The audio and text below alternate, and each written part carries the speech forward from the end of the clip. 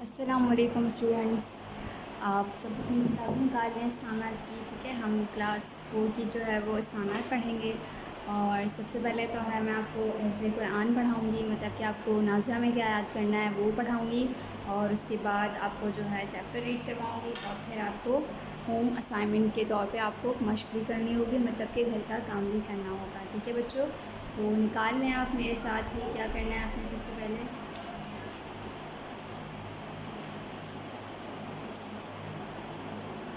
آپ نے حفظ قرآن کے لیے جو ہے صفحہ نمبر 2 کھول لینا ہے. ٹھیک ہے، حفظ قرآن کے لیے صفحہ نمبر 2 کھول لینا ہے، حفظ قرآن. تو میرے ساتھ پڑھیں آپ بھی. بسم اللہ الرحمن الرحیم. ٹھیک ہے، انا اعطیناک الکوثر فصلی لربک وانحر انا شانئک ھو الابتر. میں اگین پڑھا دیتی ہوں آپ کو، میرے ساتھ پڑھیں. انا اعطیناک الکوثر فصلی لربک وانحر انا شانئک ھو الابتر. ٹھیک ہے، تو حفظ قرآن میں آپ کو سورہ کوثر یاد کرنی ہے. اب آگے آپ کو کیا کرنا ہے، حفظ ترجمہ یاد کرنا ہے، جو آپ کو ترجمے کے ساتھ یاد کرنی ہے. اب کیا پڑھا رہی ہوں میں آپ کو، رکوع کی تسبیح. مطلب کہ جب ہم نماز پڑھتے ہیں تو ہم رکوع میں جاتے ہیں. ٹھیک ہے، رکوع میں جاتے ہیں تو رکوع میں ہمیں کیا پڑھنا چاہیے، ہمیں رکوع میں یہ پڑھنا چاہیے، سبحان رب العظیم. رکوع میں کیا پڑھیں گے ہم، سبحان رب العظیم. ٹھیک ہے، ترجمہ، میں پاکی بیان کرتی یا پھر کرتا ہوں اپنے پروردگار بزرگ و برتر کی. ٹھیک ہے پیارے بچوں، ترجمہ کیا ہے اس کا، کہ میں پاکی بیان کرتا یا پھر کرتی ہوں اپنے پروردگار بزرگ و برتر کی. ٹھیک ہے، اب تسمیع کیا ہے کہ سمع اللہ لمن حمیدہ. ٹھیک ہے، تسمیع کیا ہے، سمع اللہ لمن حمیدہ. ترجمہ، اللہ نے اس کو سن لیا جس نے اس کی تعریف کی. تسمیع ہم کب پڑھتے ہیں، جب ہم رکوع سے کھڑے ہو رہے ہوتے ہیں تو ہم کیا پڑھتے ہیں، تسمیع کر رہے ہوتے ہیں. مطلب کہ کھڑے ہو کے پھر ہم جب دوبارہ سجدے میں جا رہے ہوتے ہیں تو جو رکوع کے درمیان ہم کھڑے ہوتے ہیں، رکوع کو اور سجدے کے درمیان، تو اس کھڑے ہونے کو ہم کیا کہتے ہیں، تسمیع کہتے ہیں. تو ہم وہاں یہ پڑھتے ہیں، سمع اللہ لمن حمیدہ. ترجمہ، اللہ نے اس کو سن لیا جس نے اس کی تعریف کی. ٹھیک ہے پیارے بچوں، آپ نے حفظ قرآن یاد کرنی ہے، سورہ کوثر. سورہ کوثر کے بعد آپ نے کیا یاد کرنا ہے، حفظ و ترجمہ میں رکوع کی تسبیح اور پھر تسمیع یاد کرنی ہے. ٹھیک ہے، ترجمے کے ساتھ یاد کرنی ہے. ٹھیک ہے، تو اب ہم سبق کی طرف آتے ہیں. سبق سمجھاتی ہوں، آپ کو پڑھا رہی ہوں پہلے، اور پھر اس کے بعد آپ کو ہوم اسائنمنٹ ہوں گے جو آپ نے کرنا ہے. باب دوم، ایمانیات و عبادات. ٹھیک ہے، کیا ہے ہمارا چیپٹر، ایمانیات و عبادات. یہ ہمارا باب دوم ہے جس میں ہم کس کی بات کریں گے، عقائد کی بات کریں گے. اب عقائد کیا ہیں یہ میں آپ کو سمجھاتی ہوں. ٹھیک ہے، کسی بات کو سچے دل سے مان لینا، زبان سے اس کا اقرار کرنا اور اس پر یقین رکھنا ایمان کہلاتا ہے. جو شخص اللہ تعالیٰ کی وحدانیت، اس کی حقیقی صفات اور آخرت میں جزا اور سزا کے قانون کو جانتا ہو، اس پر دل سے یقین رکھتا ہو، اللہ تعالیٰ کو جاننے کے ساتھ ساتھ اللہ تعالیٰ کی طرف سے بھیجے ہوئے پیغمبروں اور آخری نبی حضرت محمد صلی اللہ علیہ وآلہ وسلم، اس کی طرف سے نازل کی جانے والی کتابوں اور فرشتوں پر زبانی اقرار اور دل سے یقین رکھتا ہو، اسے مومن کہتے ہیں. ایک مومن کے لیے ضروری ہے کہ وہ ان عقائد پر یقین رکھتے ہوئے زندگی گزارے.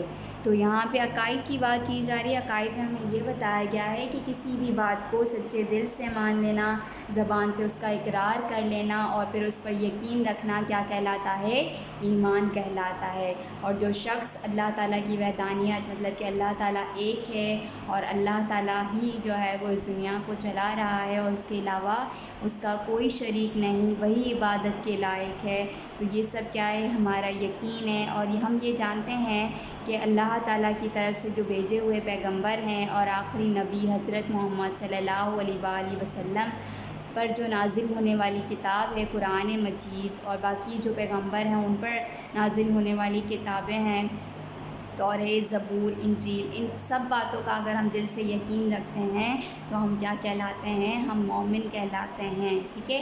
ایک مومن کے لیے ضروری ہے کہ وہ کیا کرے؟ ان سارے عقائد پر یقین رکھے اور پھر ان کے مطابق ہی زندگی گزارے۔ اب سیکنڈ ہیڈنگ ہے آپ کے پاس اللہ تعالیٰ پر ایمان۔ کیا ہے؟ اللہ تعالیٰ پر ایمان۔ اب کیا ہے اس میں؟ آپ پڑھتے ہیں ہم اللہ تعالیٰ پوری کائنات کا خالق ہے، وہ ہر جگہ ہر وقت موجود ہے۔ اللہ تعالیٰ پر ایمان لانے کے عقیدے کی بنیاد یہ ہے کہ وہ ہمارا رب ہے، ٹھیک ہے۔ اللہ تعالیٰ پوری کائنات کا کیا ہے؟ خالق و مالک ہے، وہ ہر جگہ اور ہر وقت موجود ہے۔ اور اللہ تعالیٰ پر ایمان لانے کا عقیدہ یہ ہے کہ ہمارا رب جو ہے وہ ہمارا رب ہے اللہ تعالیٰ، ہم اس کی کیا کرتے ہیں؟ عبادت کرتے ہیں، ٹھیک ہے پیارے بچوں۔ تو اللہ تعالیٰ پر ایمان لانے کے عقیدے کی بنیاد یہ ہے کہ وہ ہمارا رب ہے اور ہم اس کے بندے ہیں، مطلب کہ وہ ہمارا رب ہے، ہم اس بات پہ یقین رکھتے ہیں اور ہم کیا ہیں؟ اس کے بندے ہیں۔ کائنات کا سارا نظام اسی کے ہاتھ میں ہے، کائنات کا جو سارا نظام ہے وہ کس کے ہاتھ میں ہے؟ وہ اللہ تعالیٰ کے ہاتھ میں ہے، وہ اکیلا ہے اور اس کا کوئی شریک نہیں، ٹھیک ہے۔ وہ تمام خوبیوں کا مالک ہے اور ہر قسم کے عیب اور کمی سے کیا ہے؟ پاک ہے۔ وہ تمام خوبیوں کا کیا ہے؟ مالک ہے، مطلب کہ اس میں کسی قسم کا کوئی عیب نہیں، اور وہ کیا ہے؟ ہر قسم کی ناپاکی سے کیا ہے؟ پاک ہے، کیونکہ اللہ تعالیٰ کی ذات کیا ہے؟ پاک ہے۔ اللہ تعالیٰ پر ایمان لائے بغیر کوئی شخص مسلمان نہیں ہو سکتا۔ اگر کوئی شخص کہے مطلب وہ اس چیز کو نہ مانے کہ وہ اللہ تعالیٰ کو اللہ تعالیٰ کی ذات میں کسی کو شریک کرے، تو پھر وہ کیا ہے؟ وہ مسلمان نہیں ہے، کیونکہ شرک ایک بہت بڑا گناہ ہے اور بھاری ظلم کرتے ہیں ہم، ٹھیک ہے۔ آگے کیا ہے؟ فرشتوں پر ایمان۔ اب فرشتوں پر ایمان کیسے ہوگا؟ فرشتوں پر ایمان، فرشتے اللہ تعالیٰ کی کیا ہیں؟ نورانی مخلوق ہیں۔ کیا ہیں فرشتے؟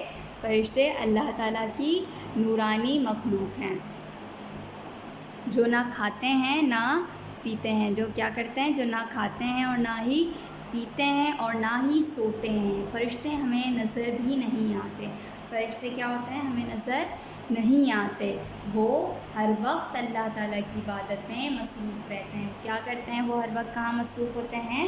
اللہ تعالیٰ کی عبادت میں مصروف ہوتے ہیں اور کوئی گناہ نہیں کر سکتے۔ اللہ تعالیٰ نے جو کام ان کے سپرد کیے ہیں وہ انہیں ٹھیک طریقے سے انجام دیتے ہیں۔ فرشتوں پر ایمان لانا ہمارے لیے بہت ضروری ہے۔ فرشتوں کی صحیح تعداد کا علم صرف اللہ تعالیٰ کو ہے۔ 4 جلیل القدر فرشتوں کے نام اور ان کے کام ذیل میں بیان کیے گئے ہیں، مطلب یہ کہ جو 4 مخصوص فرشتے ہیں ان کے کام جو ہے وہ ہمیں بتائے گئے ہیں، اور ہمیں یہ بتایا گیا ہے کہ فرشتے ایک نورانی مخلوق ہیں جو نہ کھاتے ہیں نہ پیتے ہیں نہ سوتے ہیں نہ ہمیں نظر آتے ہیں، وہ ہر وقت اللہ تعالیٰ کی عبادت میں مصروف ہوتے ہیں، وہ کوئی گناہ نہیں کرتے، اللہ تعالیٰ نے جو ان کو کام دیے ہیں وہ اس کام کو کیا کرتے ہیں؟ ٹھیک طریقے سے ادا کرتے ہیں، ٹھیک ہے۔ اور فرشتوں کی صحیح تعداد کا علم صرف اللہ تعالیٰ کو ہے، مطلب کہ کوئی انسان نہیں جانتا کہ کتنے فرشتے ہیں، ٹھیک ہے پیارے بچوں۔ اب آگے ہے حضرت جبریل علیہ السلام، جو کیا ہیں؟ فرشتے ہیں۔ آپ علیہ السلام مرتبے میں تمام فرشتوں سے کیا ہیں؟ برتر ہیں۔ سب سے جو برتر فرشتہ ہے وہ کون ہے؟ وہ حضرت جبرائیل علیہ السلام ہیں۔ تو حضرت جبرائیل علیہ السلام نبی پاک صلی اللہ علیہ وآلہ وسلم پر جب قرآن پاک نازل ہوتا تھا تو حضرت جبرائیل علیہ السلام ان پر کیا لاتے تھے؟ وہی لے کر آتے تھے اللہ تعالیٰ کی طرف سے۔ تو حضرت جبرائیل علیہ السلام کیا ہیں؟ تمام فرشتوں سے برتر ہیں، ٹھیک ہے۔ آپ علیہ السلام اللہ تعالیٰ کے احکامات، یعنی جنہیں کیا کہتے ہیں ہم؟ وہی کہتے ہیں۔ میں نے آپ کو وہی کا بتایا نا، تو اللہ تعالیٰ کے احکامات جنہیں ہم کیا کہتے ہیں، وہی کہتے ہیں، پیغمبروں کے پاس لاتے تھے۔ آپ صلی اللہ علیہ وآلہ وسلم کے پاس بھی حضرت جبرائیل علیہ السلام وہی لایا کرتے تھے۔ مطلب کہ یہاں صرف نبی پاک صلی اللہ علیہ وآلہ وسلم پر وہی کی بات کی نہیں جا رہی، صرف یہاں پہ اور بھی بتایا جا رہا ہے کہ جو باقی پیغمبر تھے ان پہ بھی وہی کون لے کر آتے تھے، اللہ تعالیٰ کی طرف سے حضرت جبرائیل علیہ السلام لے کر آتے تھے۔ ٹھیک ہے پیارے بچوں، اب حضرت میکائیل علیہ السلام کے بارے میں پڑھتے ہیں کہ حضرت میکائیل علیہ السلام کون تھے۔ تو آپ علیہ السلام اللہ تعالیٰ کی مخلوقات کو رزق، روزی پہنچانے، بارش برسانے اور ہوا چلانے کا انتظام کرتے ہیں۔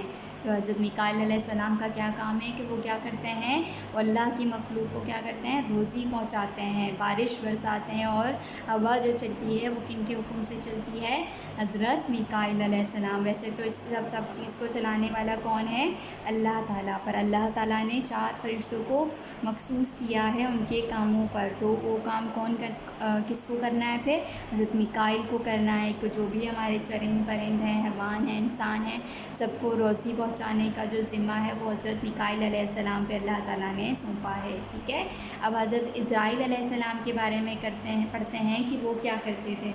آپ علیہ السلام اللہ تعالیٰ کے حکم سے ہر جاندار کی روح قبض کرتے ہیں۔ کیا کرتے ہیں وہ، ہر جاندار کی روح قبض کرتے ہیں، مطلب کہ وہ پھر انسان ہو، حیوان ہو، یا پھر چرند پرند ہوں، ان کی روح کون قبض کرتا ہے، حضرت عزرائیل علیہ السلام۔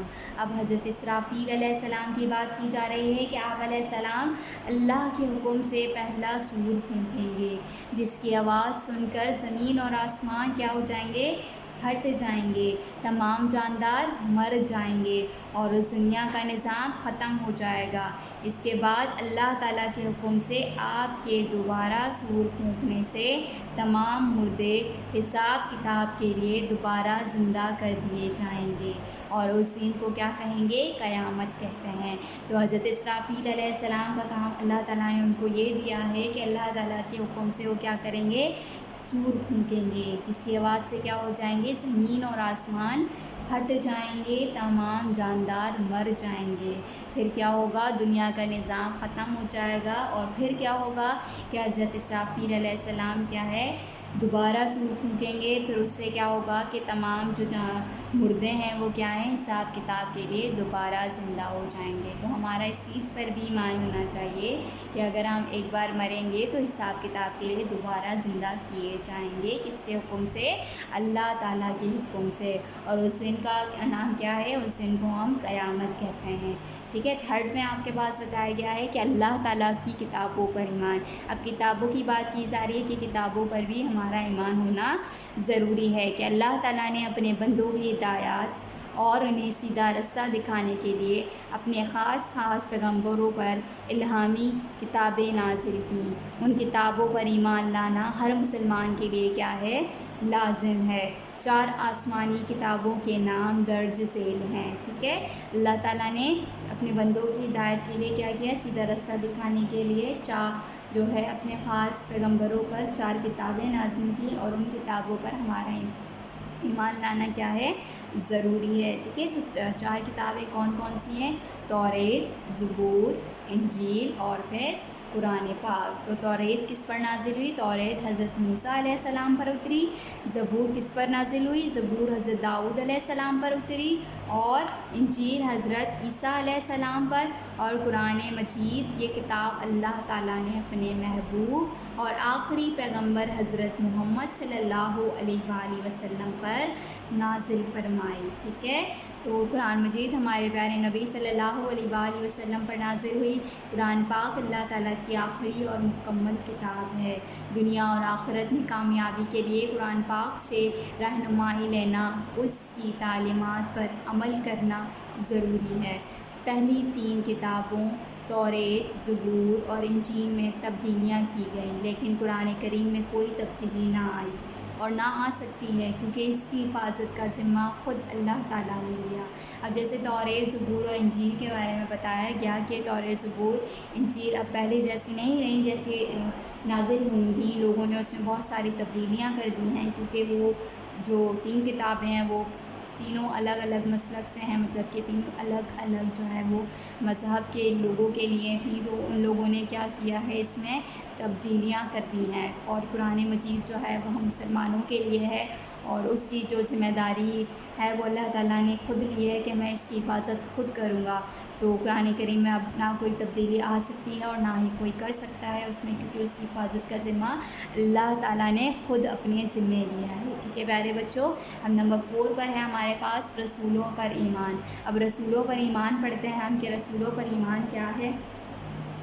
پیغمبروں پر ایمان لانا ہر مسلمان کا فرض ہے۔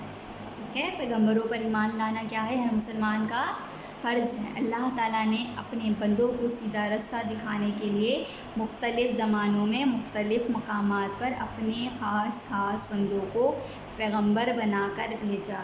اللہ تعالیٰ نے کیا کیا کہ اپنے بندوں کو سیدھا رستہ دکھانے کے لیے انہوں نے مختلف زمانوں میں مختلف مقامات پر اپنے خاص خاص بندے بھیجے، جیسے کہ حضرت موسیٰ علیہ السلام کے بارے میں بھی آپ نے پڑھا ہوگا، حضرت عیسیٰ علیہ السلام کے بارے میں بھی آپ نے پڑھا ہوگا۔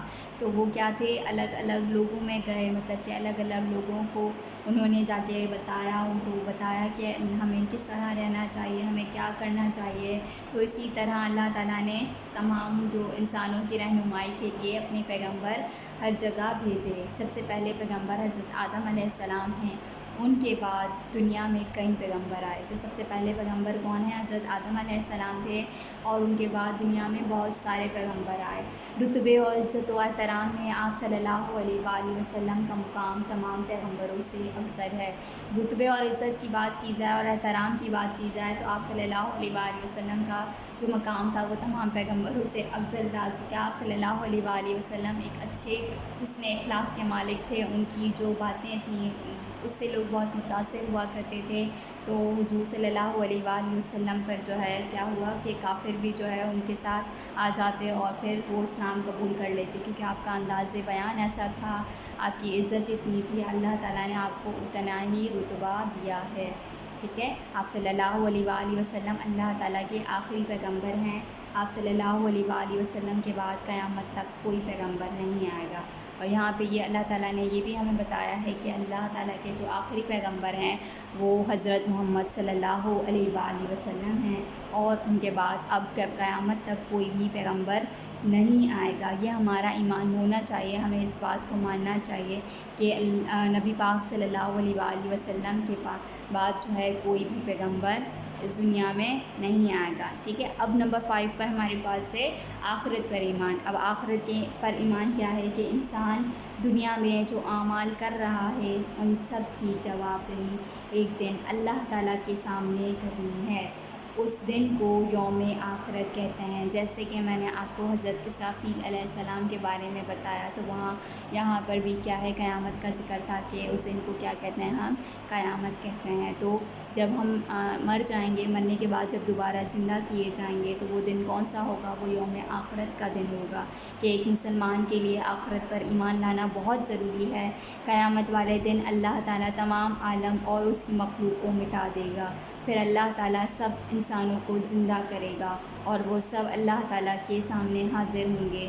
اس لیے اسے یوم حشر کہتے ہیں۔ تمام بندوں نے دنیا میں جو اعمال کیے ہیں وہ سب اللہ تعالیٰ کی عدالت میں پیش ہوں گے۔ جن کے اعمال اچھے ہوں گے وہ جنت میں داخل کر دیے جائیں گے، اور جن کے اعمال برے ہوں گے وہ دوزخ میں ڈال دیے جائیں گے۔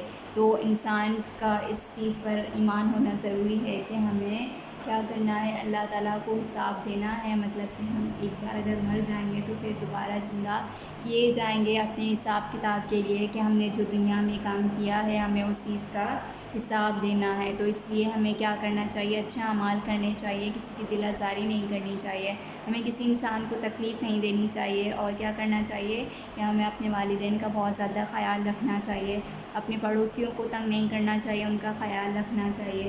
یہ اچھے اعمال ہوں گے جو ہمیں کیا کریں گے، آخرت میں کام آئیں گے۔ اور برائی کی طرف سے اگر ہم بچیں گے تو ہمیں کیا ہوگا، ہمیں دوزخ کا مستحق نہیں ہونا پڑے گا، ہمیں پھر اللہ تعالیٰ کی طرف سے جنت ہی عطا ہوگی۔ اگر ہمارے اچھے اعمال ہوں گے، اچھی جو ہے وہ چیزیں ہمارے ساتھ ہوں گی تو اللہ تعالیٰ بھی ہم پر کیا کرے گا، اپنا رحم فرمائے گا، کیونکہ وہ بہت مہربان، بہت رحیم کرنے والا ہے اور وہ سب کو کیا کرنے والا ہے، معاف کرنے والا بھی ہے۔ ٹھیک ہے پیارے بچوں، تو مجھے امید ہے کہ آپ اب اچھے کام کریں گے، اچھی چیزوں کی طرف آئیں گے، بری چیزوں سے دور رہیں گے اور برے کاموں سے بچیں گے۔ ٹھیک ہے پیارے بچوں، اب ہمیں آگے کیا کرنا ہے کہ آگے ہمیں یہ مشق کرنی ہے۔ کیا کرنی ہے؟ مشق کرنی ہے۔ مشق میں پہلا سوال ہے کہ مومن کسے کہتے ہیں۔ میں نے آپ کو پیچھے پڑھ کے سب سے پہلے اسی بارے میں بتایا تھا کہ مومن کسے کہتے ہیں، آپ کو اسے اپنے الفاظوں میں بیان کرنا ہے۔ ٹھیک ہے، میں آپ کو چیپٹر سمجھا چکی ہوں، سب بتا چکی ہوں۔ اگر اس کے بعد بھی آپ کو کچھ سمجھ نہیں آتا تو پھر آپ مجھ سے اسکول میں آ کے پوچھ سکتے ہیں، یا پھر آپ دوبارہ ویڈیو بھی دیکھ سکتے ہیں کہ آپ کو کوئی چیز سمجھ نہیں آ رہی تو آپ اگین ویڈیو دیکھ لیں۔ سوال نمبر 2 ہے کہ اللہ تعالیٰ پر ایمان لانے کا کیا مطلب ہے۔ اب اللہ تعالیٰ پر ایمان لانے کا کیا مطلب ہے، آپ کو یہ اپنے الفاظوں میں لکھنا ہے کہ ہمیں اس چیز پر یقین ہونا چاہیے کہ وہ ایک ہے، اس کا کوئی شریک نہیں ہے، ہمیں اسی کی عبادت کرنی چاہیے۔ ان سب کو آپ نے کیا کرنا ہے، اپنی الفاظوں میں لکھنا ہے، یا پھر آپ بک کی مدد لے سکتے ہیں۔ ٹھیک ہے، نمبر 3 پر ہے کہ چاروں آسمانی کتابیں کن انبیاء کرام پر نازل کی گئیں۔ اب آسمانی کتابوں کی بات کی جا رہی ہے کہ 4 آسمانی کتابیں، آپ یہاں سے دیکھ سکتے ہیں کہ آسمانی اللہ کی کتابوں پر ایمان میں جو ہیڈنگ ہے آپ کے پاس، اس میں آپ دیکھ سکتے ہیں کہ توریت، زبور اور انجیل اور قرآن مجید کا ذکر کیا جا رہا ہے۔ آپ یہاں سے اس سوال کا جواب دے سکتے ہیں۔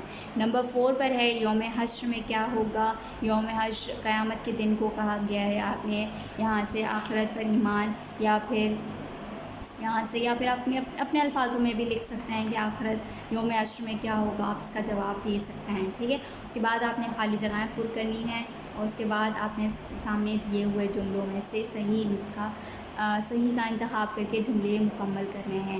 مطلب کہ آپ نے یہ بھی کرنا ہے اور پھر یہ بھی کرنا ہے، یا آپ نے بک کی مدد سے کرنا ہے اور یہ بھی آپ نے بک کی مدد سے کرنا ہے۔ سب سے لاسٹ کام آپ کو یہ کرنا ہے، نمبر 7 پہ آپ نے مختصر نوٹ لکھنا ہے۔ کیا کرنا ہے؟ آپ نے مختصر نوٹ لکھنا ہے۔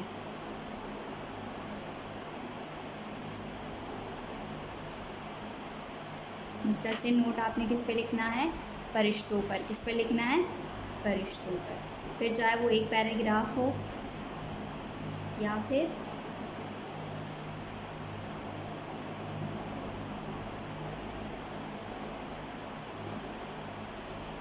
6-7 لائنیں بھی آپ لکھ سکتے ہیں کہ آپ نے کیا کرنا ہے، مختصر نوٹ لکھنا ہے۔ ٹھیک ہے، یہ آپ کا کام ہے، آپ کا ہوم اسائنمنٹ ہے۔ مجھے امید ہے کہ آپ اس کو اٹیمپٹ کریں گے اور آئی ہوپ کہ آپ کو چیپٹر بھی صحیح سے سمجھ آیا ہوگا۔